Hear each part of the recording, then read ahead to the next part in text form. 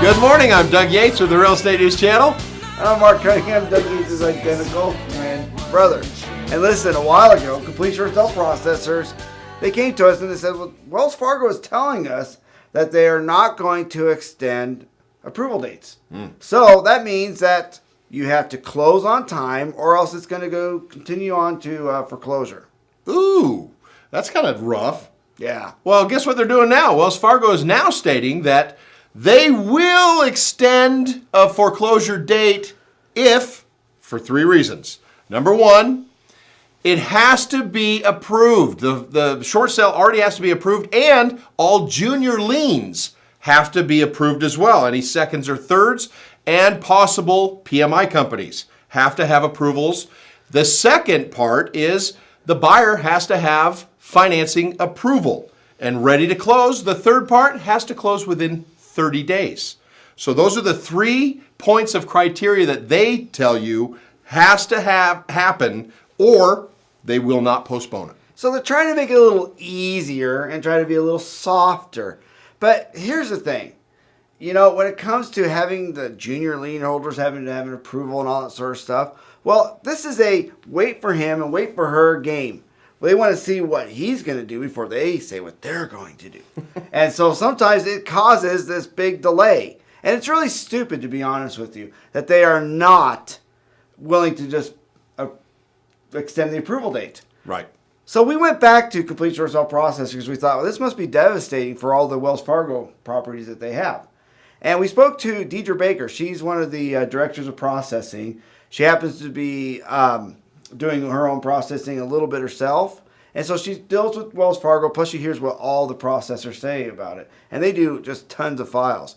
And she said that Wells Fargo really hasn't impacted them on their closings. And in fact, they're getting their approvals, extended. I wonder what's going on there, because what's interesting about what is going on with these approval dates and the foreclosures is these end investors who are hiring Wells Fargo to do the servicing for them have all the say in the world. They're the ones that will dictate to Wells Fargo whether or not they're going to extend. It's not Wells Fargo's decision to say, no, we're going to go ahead and foreclose on this. We're not going to give you any more extension. Unless the end investor tells them that. If the end investor tells them, no, we're going to postpone this because we don't want to foreclose on this yet, they have to do that. So it's kind of a catch-22. But Wells Fargo seems to be putting their foot down and telling us, this is the way it is, no more extensions. Well, they're telling us that. But honestly, this is the funny thing. So she had all of her processors pretty much contact the bank, and they, over a period of time, continually asking them, is this going to go into effect? When is this going to happen? And guess what? They had about 2 or 3 people that actually knew about it, and the rest of them were like, we don't even know what you're talking about. So apparently they're not drilling down into their own people. So once again, it's the bank saying one thing and doing another. So it could impact us. It could actually start to hit. But until then, you know what? Just keep doing business as usual and try not to live in the fear. And check out Complete Short Sale Processors. They do a great service.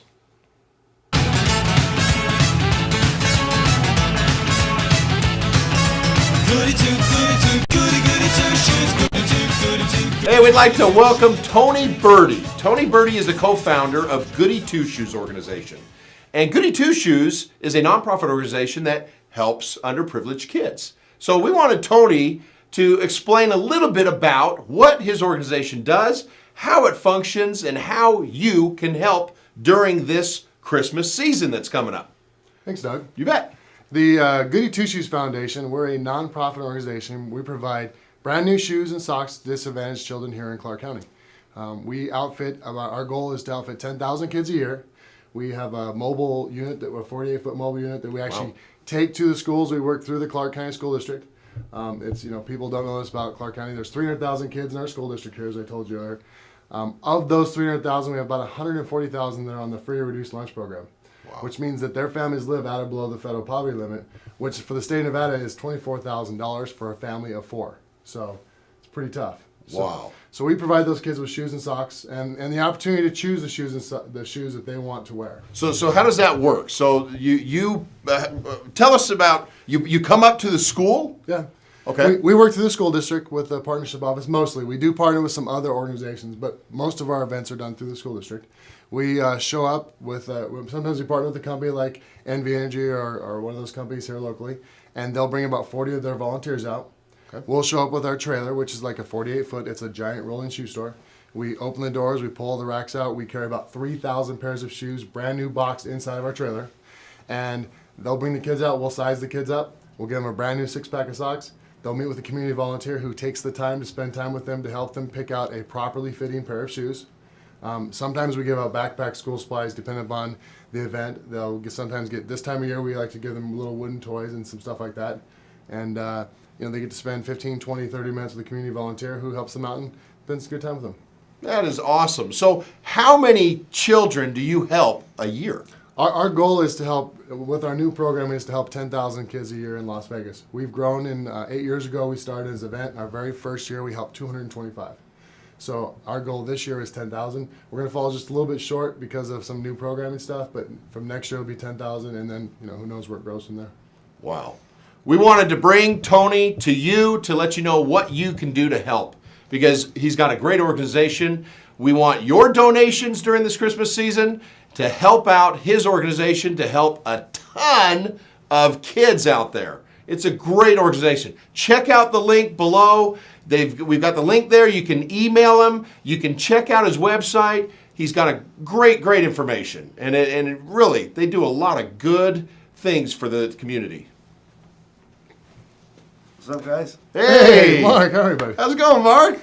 Pretty good. I guess it's time to do how tall Doug is. I guess we maybe should have done how short Mark is. But Tony here is a good friend of ours, and Tony is 6'6". So Mark's 5. How tall are you, Mark?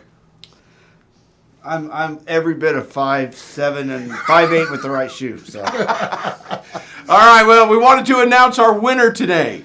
The winner for guessing my height over the past couple of weeks is Christopher Cossiter out of California, San Jose, California. Congratulations, Christopher. And he works for, is it Rogers and Rogers and Associates? So congratulations. You've got the $25 gift certificate coming your way. here's your tip of the day. 2011. Going to be good for you? That's up to you.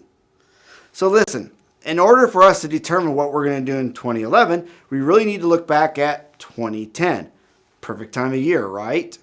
So I'm going to give you a little bit of a formula, what you can follow to help you be more profitable and more successful in 2011. So first of all, let's think about the marketing efforts we did, either on the homes or how we brought in different leads, all right? You need to look at each one of those marketing efforts and really determine, did it produce or did it not produce? There's a mindset out there that sometimes it's just good to do something. And a lot of times that's really the mindset of print media. You know what? It's just good to have it in there. It's exposure. But I'm going to tell you right now, if it's not producing for you, the exposure is nil, nada, not working for you. So get rid of it. Take all your expenses and weigh them against your gross income and determine what's making me money and what's not. And drop the bottom lines. There's a reason why companies are so successful at being profitable, and that's because they don't carry dead weight. So the next thing you need to do is determine your marketing for 2011. Create a marketing calendar. Now, a lot of people have a lot of leads coming in from word of mouth, and that's fantastic, but that could end like that. You need to become your own lead source generator. And there's plenty of marketing ideas out there that you can follow.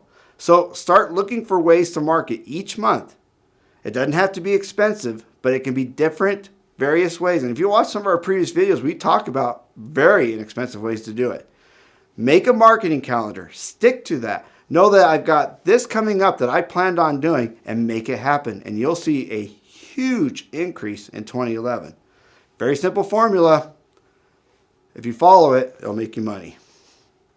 Hey, we want to thank you once again for watching our show with us today. And we want to thank our sponsor, Exit Realty. And we want to welcome on our team Mark Carmen and Las Vegas Realty Center. We have merged offices, and we're excited to have the Las Vegas Realty Center in with the Exit family.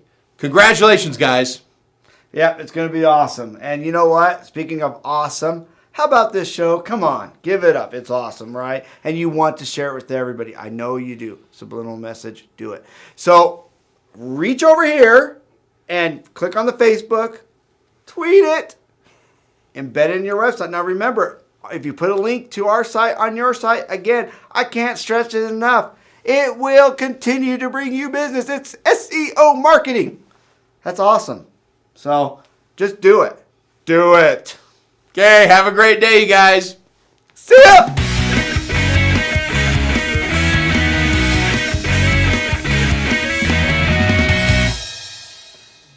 Do Goody Two Shoes, great song. That was. But you know what? I heard that you don't drink, you don't smoke. Then what do you do? I got a lot of rebel yelling me, man. Oh, whatever. You are so Billy Idol with your 6 kids and your big, huge, giant family wagon that you towed all around. Yeah. Not to mention the Engelbert Humperdinck. Oh, you couldn't be more wrong. I rock out to Clay Aiken. You know, I always pictured you as a claymate.